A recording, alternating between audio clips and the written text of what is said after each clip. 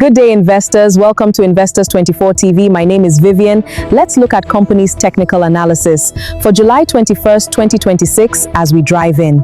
Welcome to Investdata Technical Analysis. Today, we examine Cadbury Nigeria as the stock tests a powerful bullish setup with significant upside potential. Cadbury Nigeria, a subsidiary of Mondelēz International, remains one of Nigeria's leading food and beverage manufacturers, with operations span cocoa processing and consumer products. Investdata assigns Cadbury a buy rating, with the current price at 57 naira.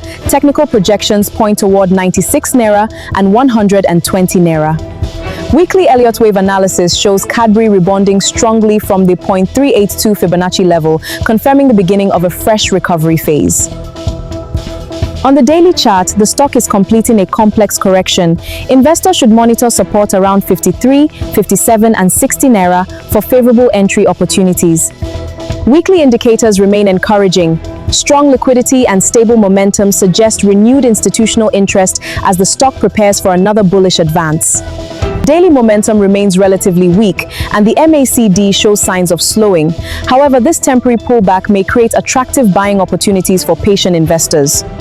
Cadbury's strengths include its globally recognized brand and strong manufacturing base. Key risks remain cost pressures and short-term market volatility, while growing consumer demand supports long-term expansion. Technical traders should wait for confirmation around key support levels, while long-term investors may gradually accumulate positions as momentum improves.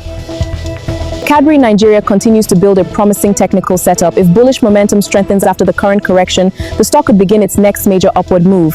Stay with Investdata for expert technical analysis and market insight. For more updates on company's technical analysis, visit our YouTube channel by clicking the subscribe button, drop a comment, like and share so you don't miss out on our next update.